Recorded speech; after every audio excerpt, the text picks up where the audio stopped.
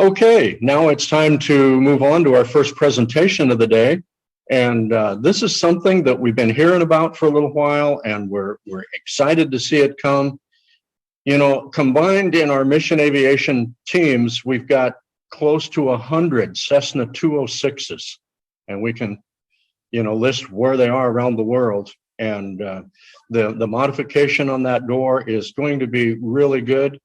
I see we've got Ron Stovall and Dale Floyd online here with us, and they will be here to answer questions at the end. We're going to run the video first, but if you guys have questions, use the Q&A, cue those in so that when we're done with the video here, we can jump right into your questions. So the Q&A button is what we need to go with, and we're just going to go ahead and run the video, and then we'll get Ron and Dale up here to answer the questions and talk some more about what they've been able to do with this. So go ahead and run the video.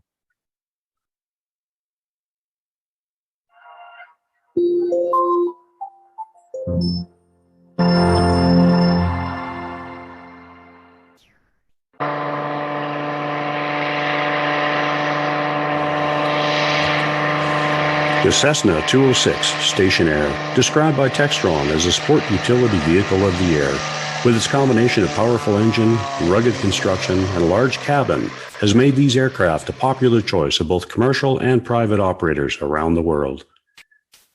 Easily configured on floats, wheels, amphibs, and even skis, this aircraft is ready for any environment in any location.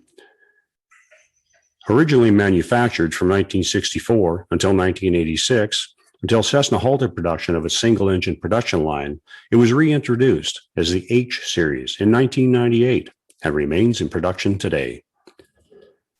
Although robust in design, there have been several fatalities on Canadian waters while operating on floats. In 1989, one person drowned in the rear of the aircraft when it came inverted during landing. 1996, a pilot and 3 passengers drowned in the rear of the aircraft when it was capsized during takeoff. 1997, 2 people were unable to exit the aircraft and drowned when it capsized on landing. 2003, 1 person drowned in the rear of the aircraft when it flipped during landing. And most recently, in August of 2018, a Cessna 206 flipped on landing, resulting in 3 people drowning in the rear of the aircraft.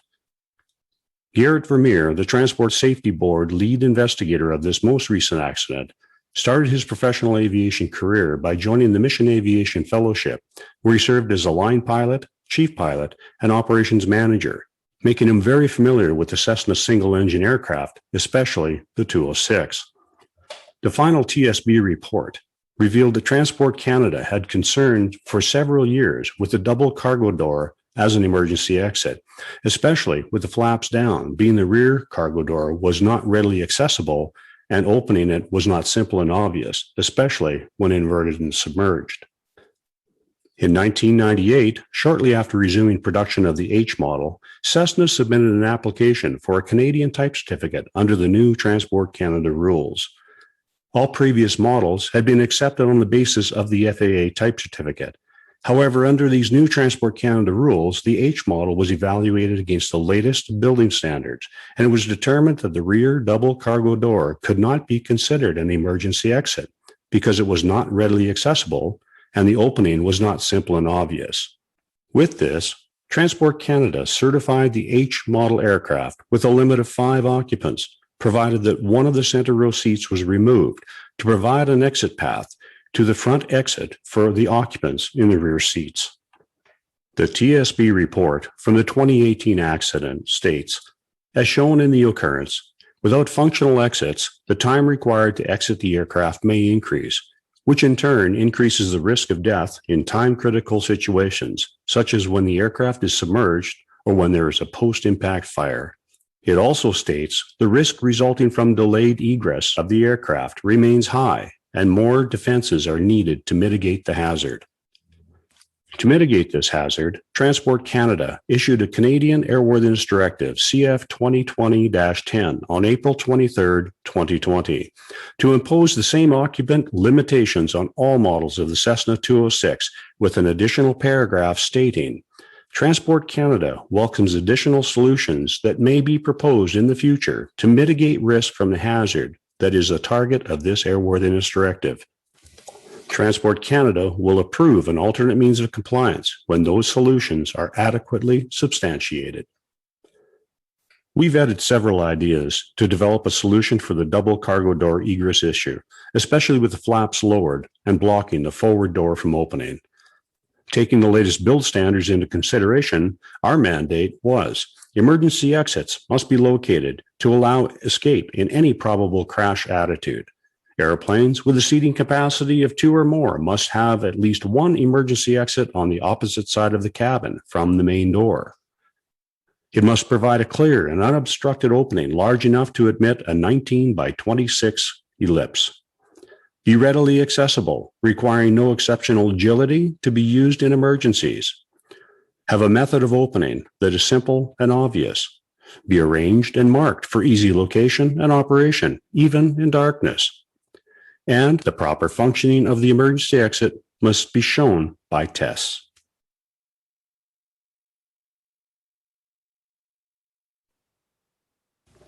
One idea was having the rear cargo door open without the need of opening the forward cargo door.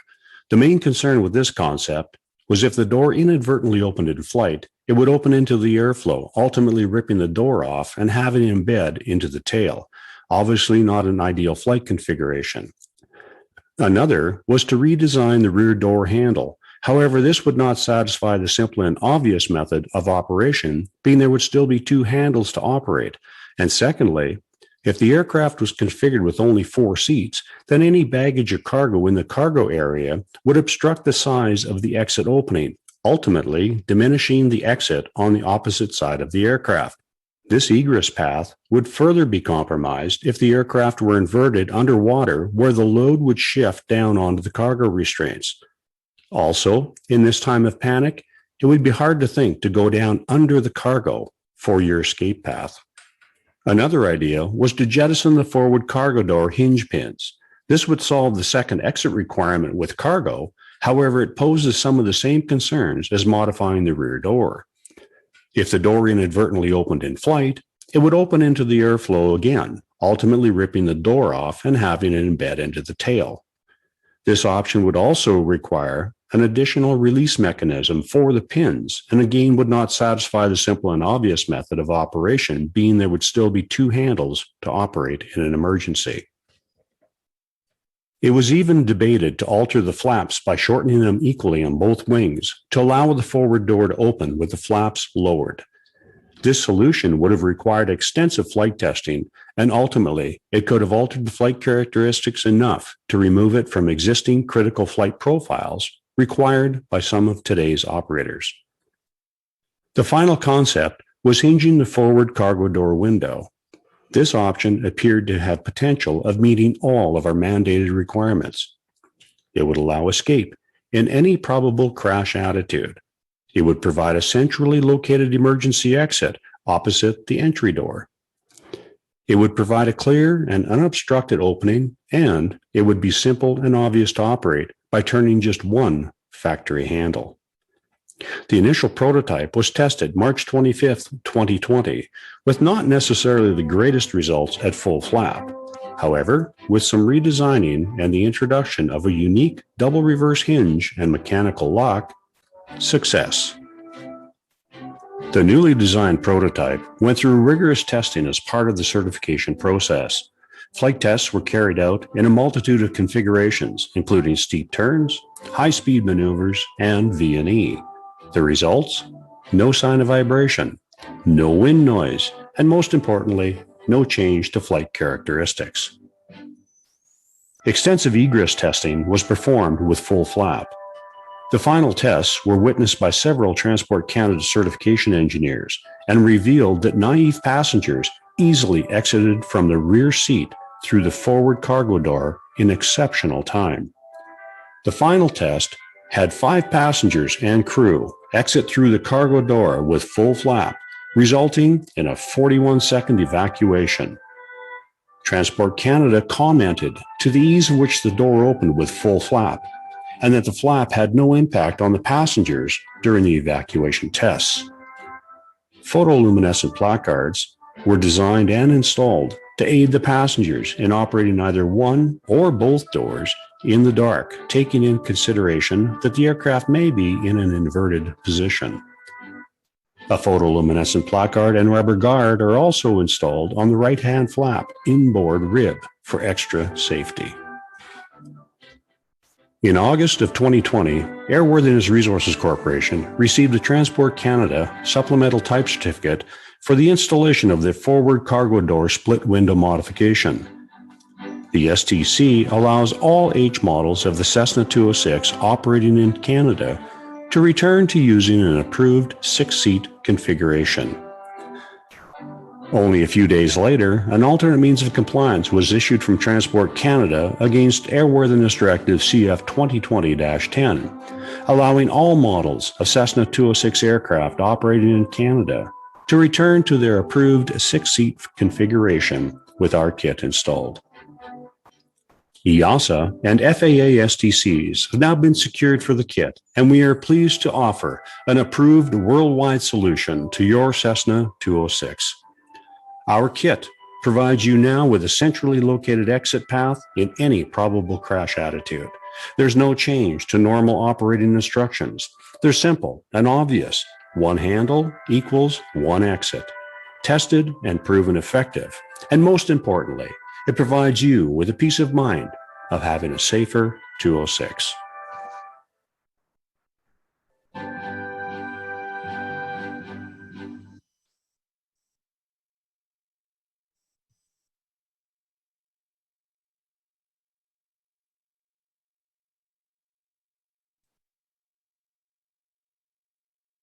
Okay, am I back on here live, Jason? And let's get Ron and Dale up on screen with us here, and they can share some more with us about what they've got here.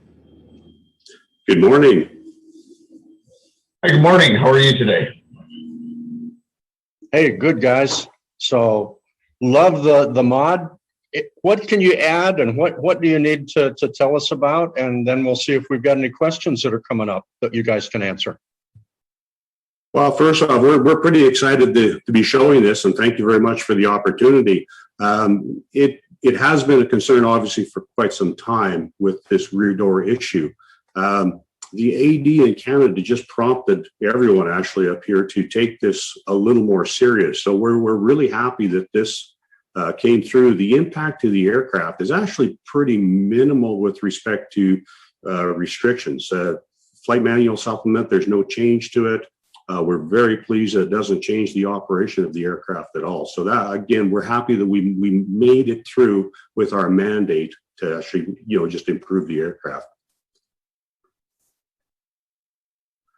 I think on our end, it's such a simple mod, and because it changes nothing for people when they need to get out of the airplane, it's just like opening the door when the flaps are up. So it just is such a simple system. All the people that have been putting the mod on their airplane are very happy and just comment on how simple it is. And it was a long time coming, basically. Yeah, when I was watching that, I recall the water egress training that I did some years back. And to get out of the airplane, you really go, when you're upside down underwater, it doesn't make sense anymore. And I'm going, this is a great option for sure. That was one of the reasons we did the placards the way we did, Glenn. If you notice, like we have the numbers inverted as well. So if the aircraft is inverted, the placards still read the 1 and 2 that you can see. But the simplicity is, as long as you can reach handle number 1, be it aircraft right side up, upside down, flaps up, flap down, if you can reach door number 1, you got an exit. Yeah, absolutely. So, Steve, do we have any questions that have come up yet for these guys? Yeah, good morning, gentlemen. I'll be doing the liaison between the question folks submitting questions and going and giving them to you. So, one came up right now from Brian. So, what is a typical time required to do the installation? The install, sorry, Ron. The install is fairly simple. When we did the very first production kit, We took one of my structures guys that wasn't familiar with the kit at all and assigned him to install it on the aircraft, and it took him 2 days, and it was fully installed. So, our estimate is 16 man hours. Okay, and two other questions that go along with it. One is, what are we looking at price-wise? And two, does it have to be done by Coast Dog, or can it be done, can someone else buy the kit and do their own install? Okay, so the price for the kit is $8,800 US, plus shipping, of course. And no, we'll sell the kit. Anybody with any reasonable amount of experience doing sheet metal work can install it very simply. We're more than happy to install it here at our shop as well, but for a lot of people, it's just not practical, and they may have their own structures people anyhow. So yeah, we're more than happy to sell the kit as well. Okay, some more coming in here. In normal operations, when a passenger opens the front cargo door before the pilot lifts the flaps completely, is there any danger of damage to the right flap with the highest part scratching along the flap? Seems like it might be metal on metal and scratching and doing damage to the flap. During the design, that was brought forward by Transport Canada. And what we did in that fact is there is a rubber bumper on the aft trailing or inboard trailing edge of the right flap. What that does, it contacts the door so it doesn't damage the door. Secondly, it also provides a safety bumper for the passengers if they do in fact contact the flap. The other thing is we put polyurethane tape underneath the right hand flap along the track where the door would contact the flap. Now, I must say that during the prototype testing and all the testing with Transport Canada, we initially did not have any tape there, and there were no marks on the flap at all. Because once the door is down, once it has broke the hinge, there's very little force up onto the flap at all. So it's basically just dragging across there. But we do provide you with polyurethane tape, and the installation drawings show you exactly where to place the tape on the flap, just to mitigate any scratches. Okay, from one of our larger organizations, they're wondering if there would be discount available if they bought in bulk. They have multiple 206s, and so would there be a volume discount? I think that's something that, contact with Dale at Coast Dog. He is a distributor for it, but we're business people too. We'll definitely work with people for sure. Okay, one of our Alaska operators said PDQ Emergency Egress Systems in Fairbanks, Alaska offers a 206 egress kit. They're selling theirs for not $34.95 is what's listed, but anyway, they was wondering what the difference is as far as the kits go and price points, and what you have to say about the comparison. Dale, do you have a comment? I'm not totally familiar. I'm guessing that's the one that has the quick release pins for the door. That's the only one I'm aware of up in Alaska. Number one, I'm not aware that it's actually got an STC for installation. Number two, it certainly does not have an alternate method of compliance for Canada. And number three, if you watch our video, if it is the quick release pin where the door can jettison, you can see why we don't think that's such a great idea. Okay. Yeah, and the operator there in Alaska said yes, it was a quick release pin, so you are correct in that. Yeah, it brings up some issues because I've been flying out in the bush my whole life, and I may have had the odd person back in an airplane that got a little bit playful and wondering what happens when you do this. And if they accidentally do pull that handle when you're flying and the door comes off, it's probably not going to be a good result at the end of the day.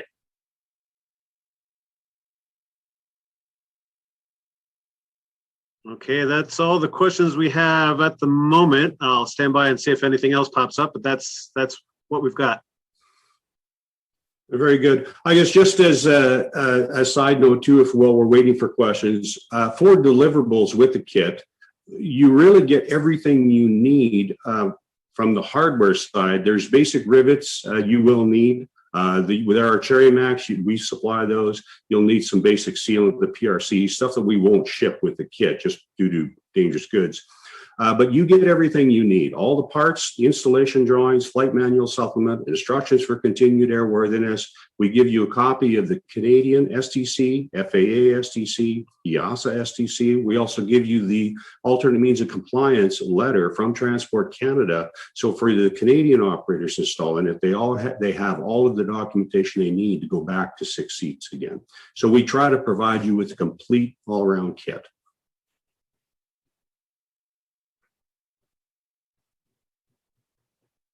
And for anybody that is installing the kit, if they ever run into any kind of an issue with the install, they can certainly just give us a call, send us an email at any time, and we'll help point them in the right direction, hopefully, and get the problems solved for them. It's a very simple installation.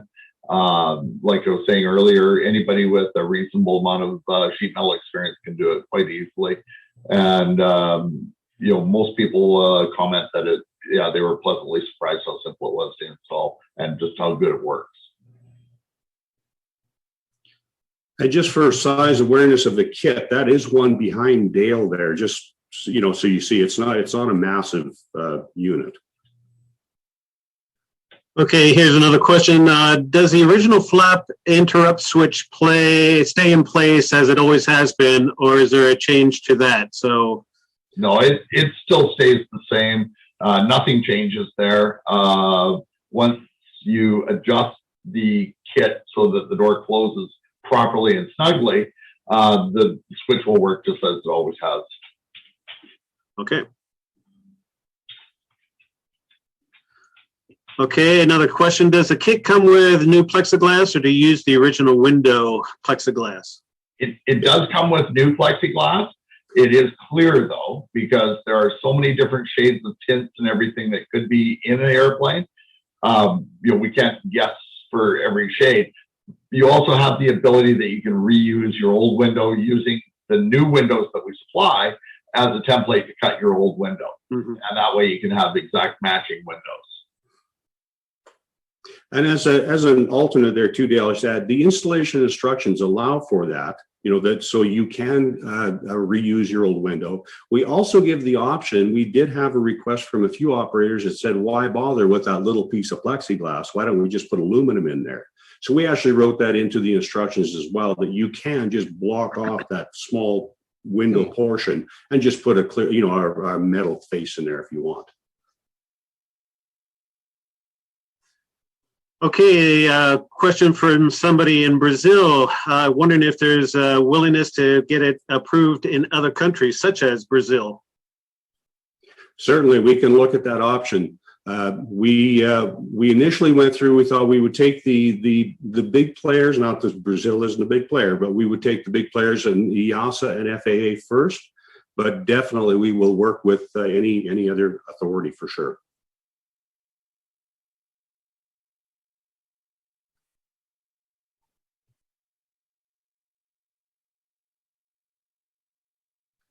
Okay, here comes another one from Ken.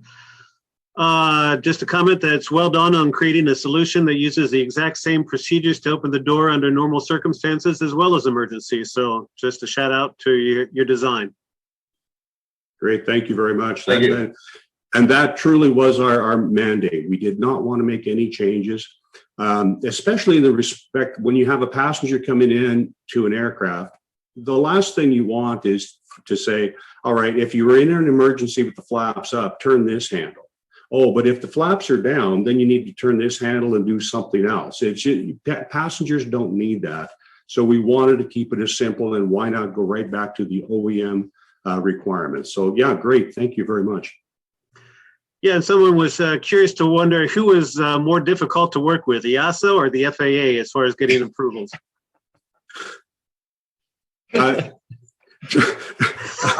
Not to put you on the spot, mind you, but well, I'll be very honest with you. And here's the Reader's Digest.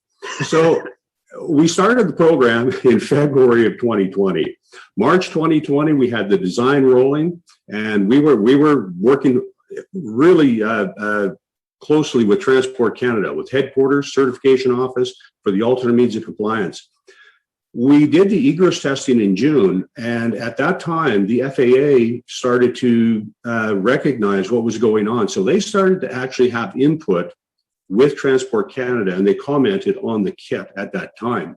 So in our compliance plan, we started looking at what Transport Canada needed, and we also started to address in the compliance paragraphs of what the FAA concerns were. So we worked basically hand in hand with them. Ironically, when we received the Transport Canada STC, we put the application in for IASA and the FAA, and the DAR, the engineer, my lead engineer, said, I wonder which one we're going to get first.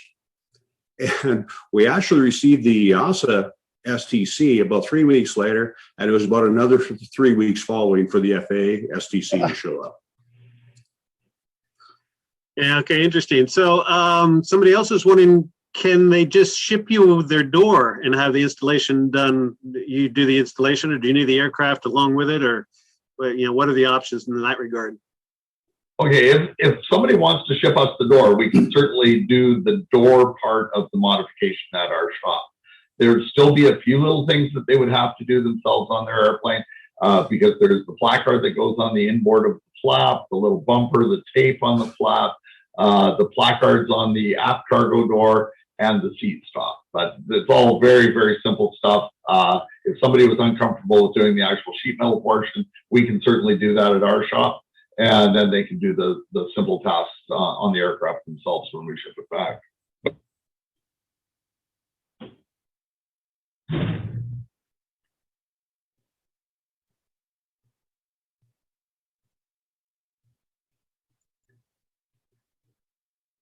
Okay, that's all I've got for the moment.